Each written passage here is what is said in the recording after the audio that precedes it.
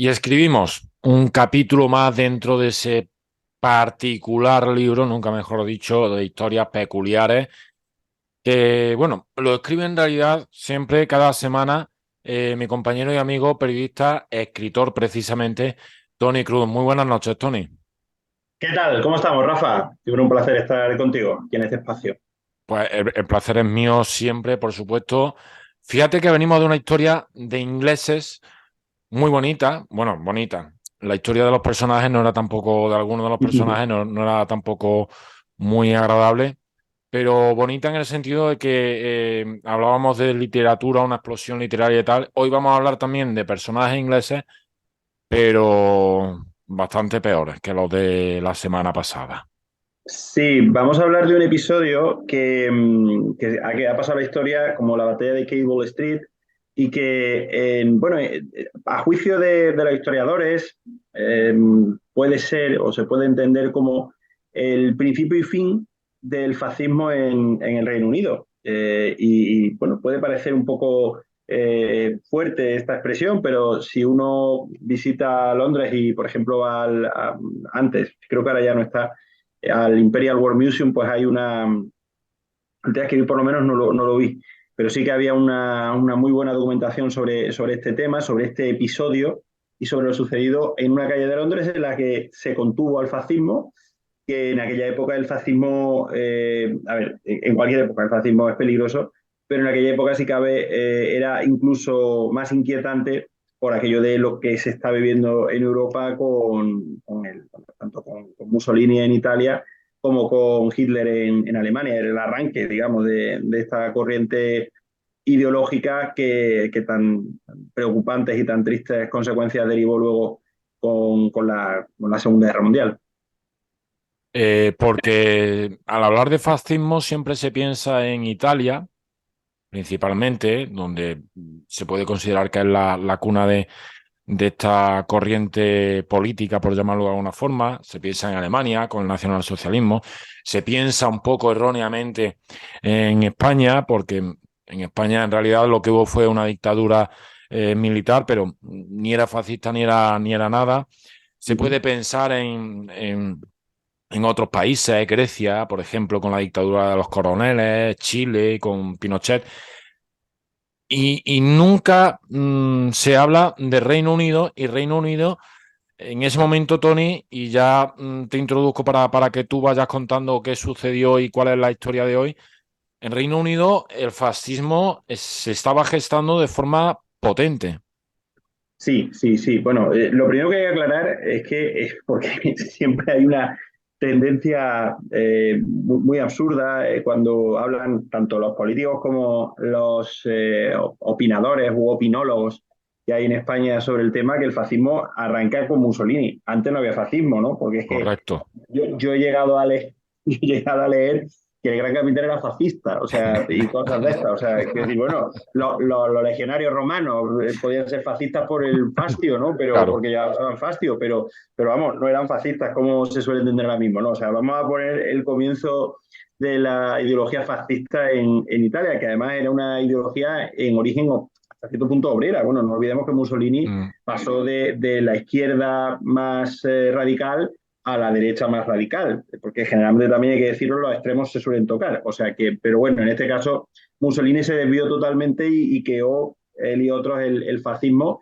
que como ya saben quien te esté viendo, pues es una corriente, bueno, yo no diría estrictamente conservadora, yo diría totalitaria, porque Sí. conservadora en ese momento E se puede entender como intransigente, ¿no? Yo creo que totalitario e intransigente son los dos. intransigente, exacto, intransigente. No era, o sea, era revolucionaria. Yo creo que no era involucionista, era revolucionaria en ese momento, pero claro, revolucionaria hacia un totalitarismo y hacia una dictadura, ¿no? O sea que, Mm. bueno, eso es lo que consiguió con la marcha a Roma y las camisas negras Mussolini, y eso es lo que luego tomó como ejemplo, porque no olvidemos que aunque Hitler acabó burlándose de Mussolini, el principal, bueno, uno de los principales animadores de Hitler fue Mussolini, aunque también se puede decir que en cierto sentido era un poco autodidacta, mi lucha era bastante autodidacta, así que es cierto que toma muchas cosas de Mussolini y toma muchas cosas también, aunque parezca raro decirlo, Hitler de Stalin.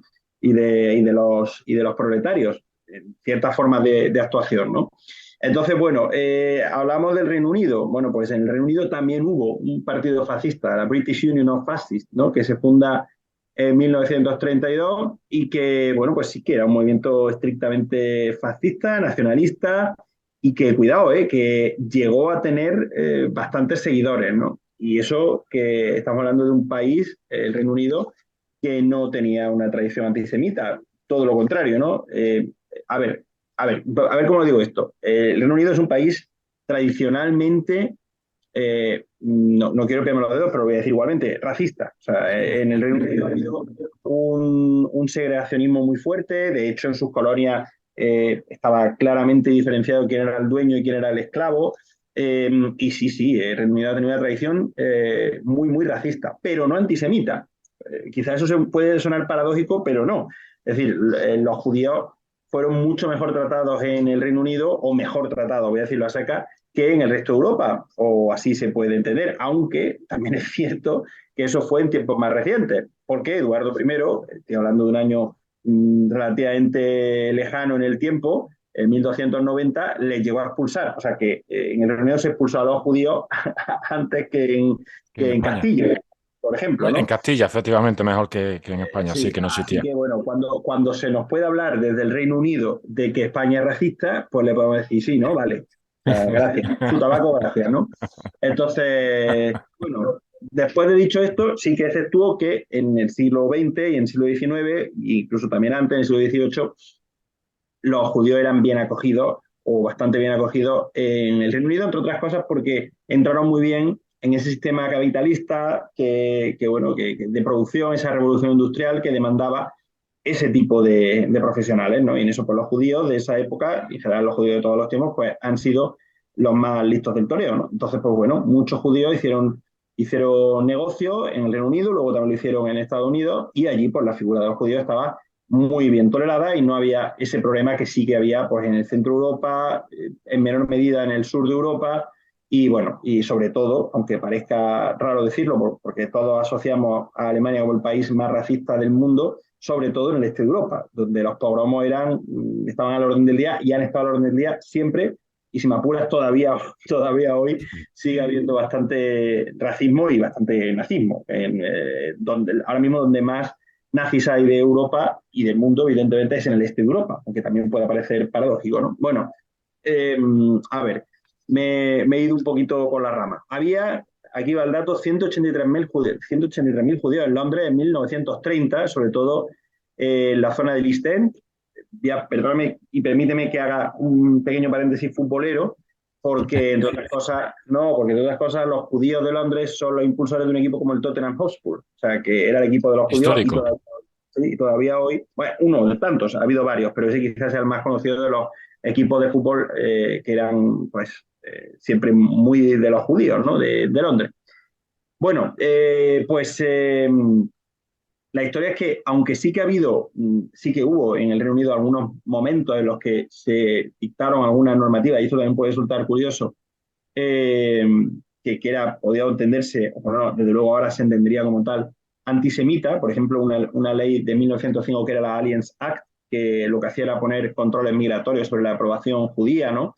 Pues aunque eso fuera así, digo, los judíos también están bien, pero sí que nace un partido, el partido British Fascist, que luego termina siendo la Imperial Fascist League, y tenía como emblema, que no lo he encontrado por internet, a ver si luego lo puedo encontrar, porque me resulta, cuando he leído la descripción me ha llamado muchísimo la atención, era una Union Jack, o sea, la clásica bandera con la cruz de San Andrés y la cruz también de San Jorge y demás, pues con una esvástica sobre ella, que no me la puedo imaginar, o sea, porque la veo, me la imagino como una cosa muy rococó, aparte de como eso no pega, ¿verdad? Una Union Jack con una esvástica ahí en medio, es curiosa, ¿verdad? Pues parece ser que existió ese emblema y era el emblema de la Liga Fascista Imperial del Reino Unido. Bueno, y como todo este tipo de movimiento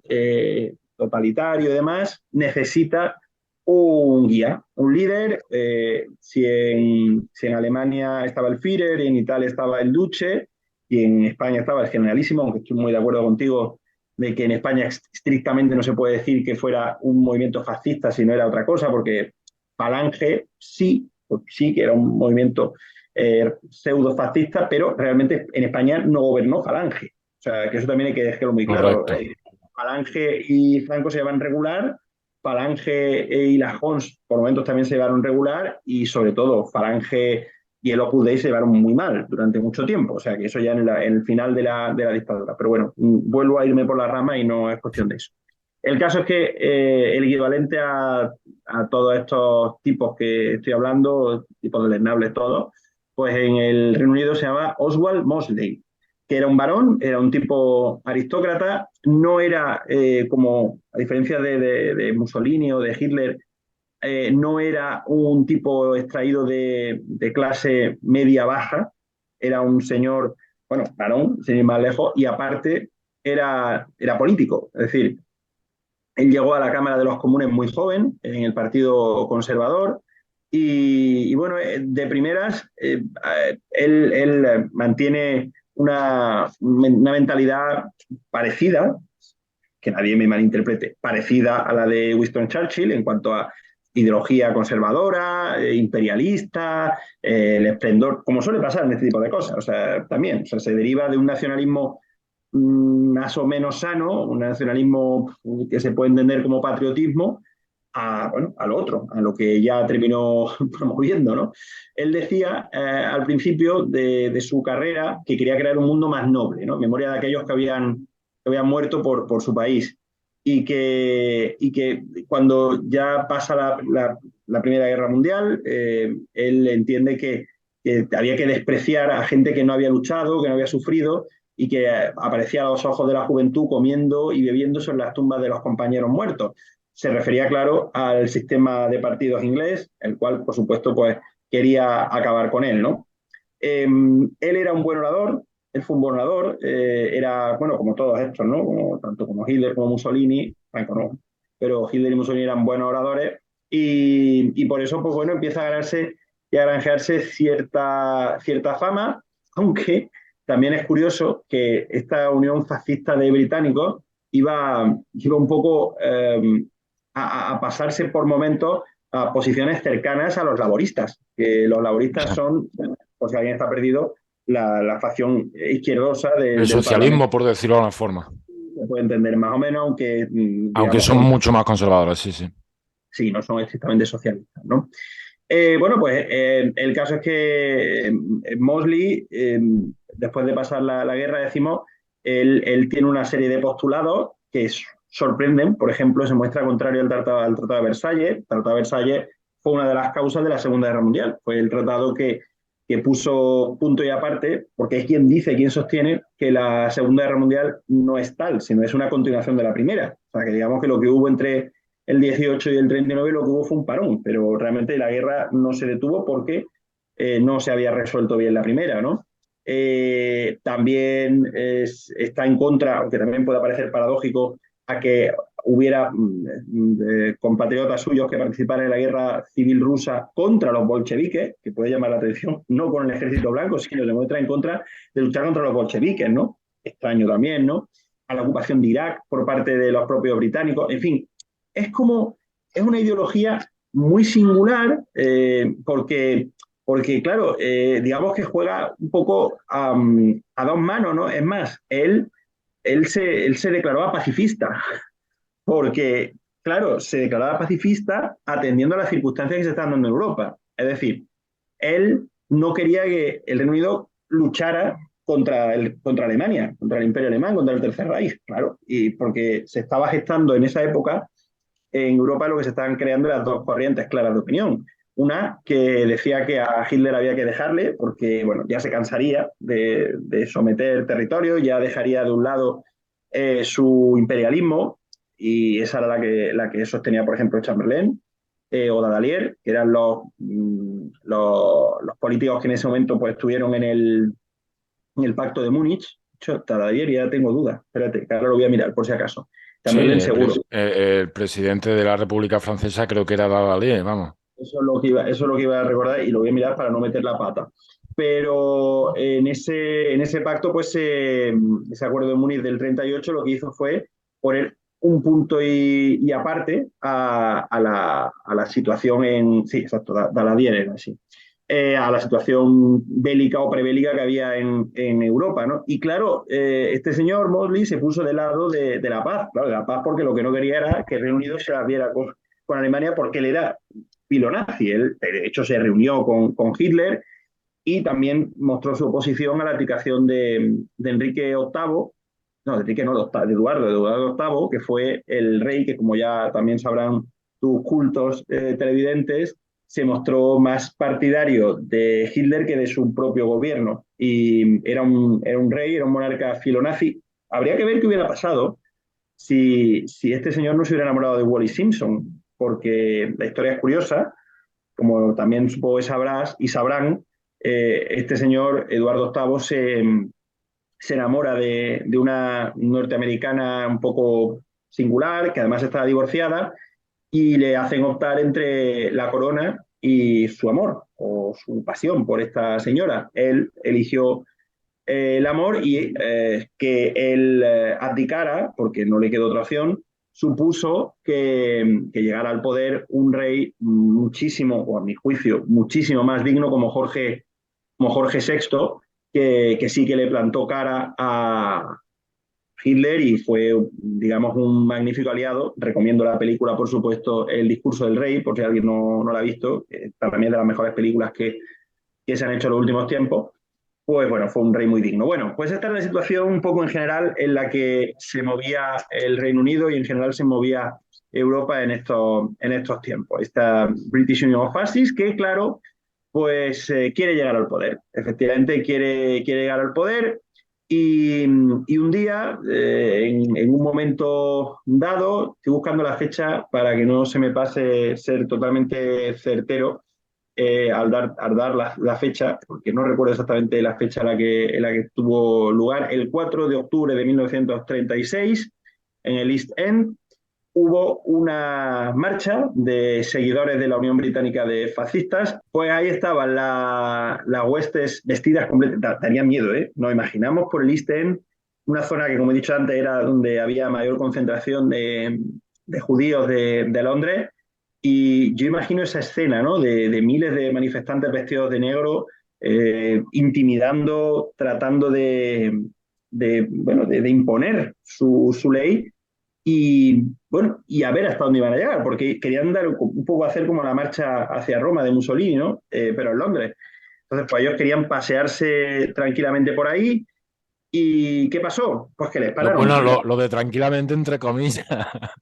Bueno, eso al principio sí, o sea, quiero decir, al principio sí, al principio ellos pensaban que iba a ser un paseo triunfal, que iban a hacer lo que quisieran, que iban a hacer una especie de noche de los cristales rotos, como la que Por se hizo en eso. Alemania, y no, se encontraron, les plantaron cara un grupo muy heterodoxo y heterogéneo de sujetos, entre por las que estaban tratando de mediar de algún modo la policía de Londres, pero sobre todo se encontraron con la posición de un grupo comunistas, socialistas, anarquistas, los propios judíos, naturalmente, componentes del Partido Laborista y un buen puñado también de irlandeses, que a los irlandeses otra cosa no, pero las peleas les encantan. Y bueno, eso y la cerveza. Espero que no me esté leyendo algún irlandés. Todo mi cariño a un pueblo maravilloso y a un país extraordinario como es Irlanda. Bueno, a lo que voy. El caso es que el gobierno no prohíbe la marcha y hubo un montón de policías tratando de escoltar a los fascistas, pero bueno, ya sabemos cómo es esto, ¿no? Algunos se pondrían del lado de ellos y otro lado se pondrían del lado de los... Al final es cuestión de... Pues hay una vorágine como la que se debió montar en Cable Street, pues tremendo. El caso es que se montaron barricadas, ¿no? Y, y hubo un momento en el que la propia policía trató de quitar las barricadas. Se enfrentaron los antifascistas con los agentes de seguridad y esas barricadas que se plantaron entre Cable Street y Christian Street, pues al final hicieron que los fascistas se marcharan hacia Hyde Park y no pudieran hacer lo que ellos pretendían, que era bueno, dar una imagen de fuerza, una demostración de fuerza. Cuidado que se habían recogido 100.000 firmas contra esa celebración de la marcha, que el Consejo del Pueblo Judío había denunciado que era una manifestación totalmente antisemita y que debía ser prohibida. Se congregaron en total, ojo, más de 30.000 personas entre unos y otros, entre unos y otros. Y al final, pues aquello se convirtió en una lluvia de todo tipo de objetos, desde las ventanas, agua hirviendo, como si fuera un asedio de la Edad Media. Y bueno, hubo horas de peleas, de golpes, de arrestos, y al final le dieron a lo suyo. Incluso el propio Wes Morley, que iba montado en un coche, tuvo que salir huyendo.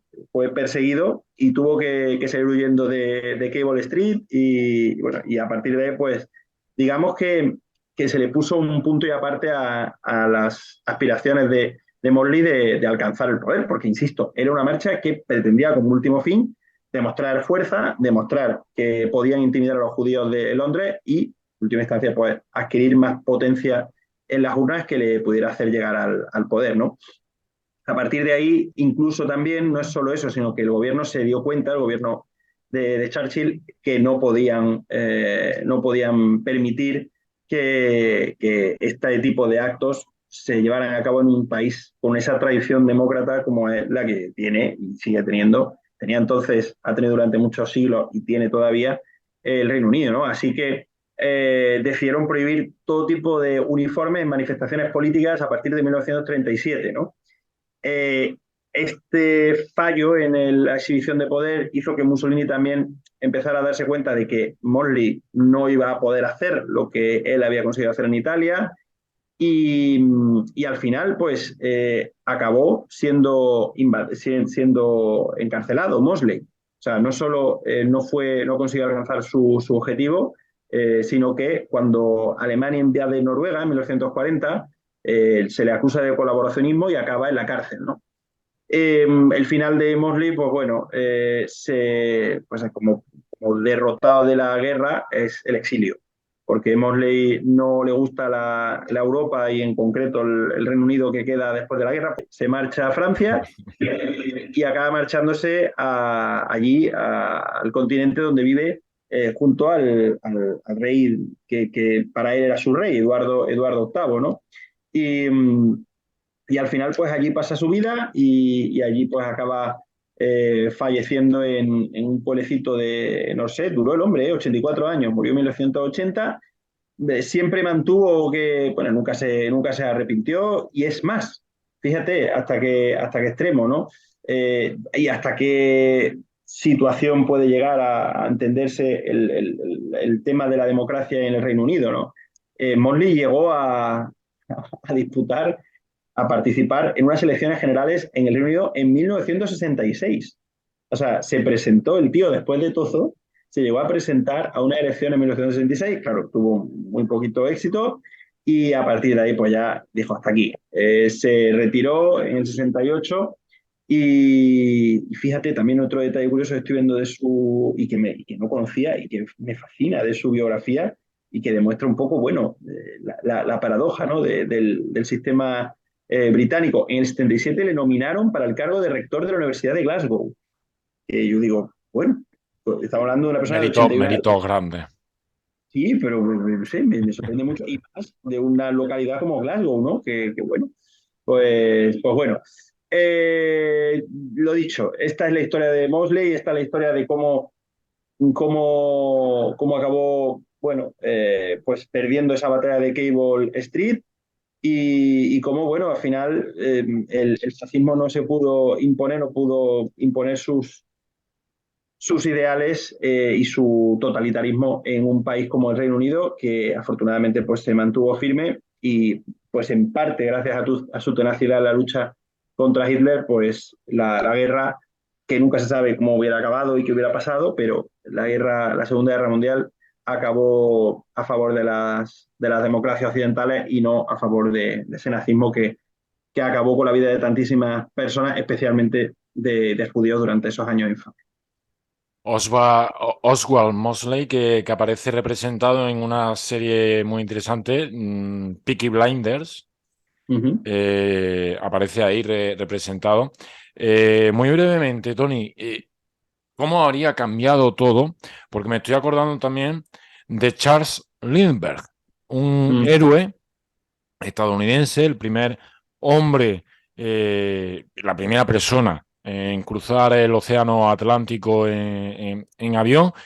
Y este individuo también era filonazi. Me recuerda un poco a La Conjura de América, que es otra Mm. gran serie.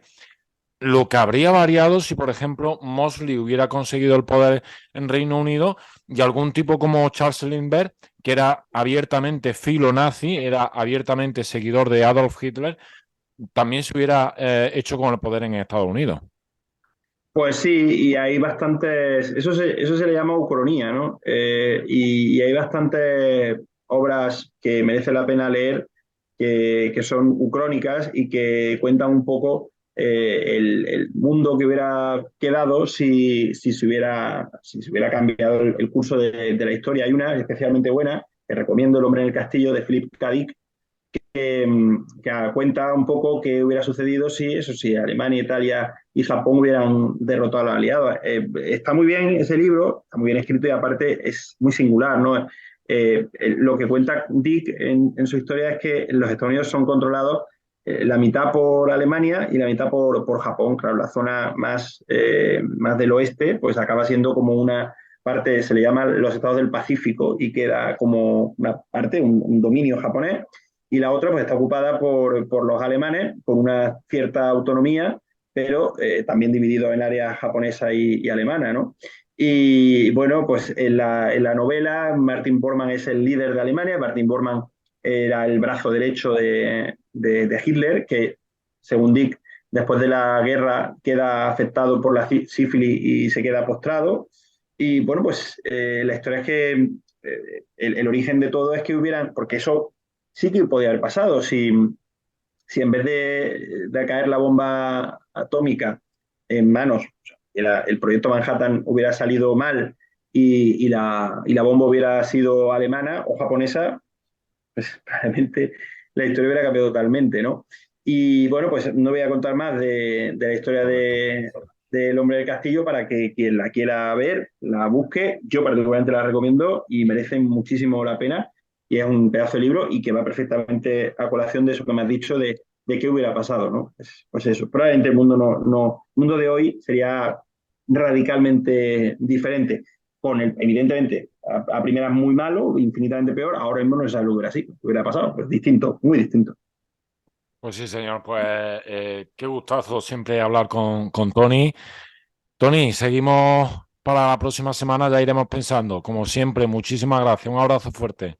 Un placer como siempre, Rafa, un abrazo para todos.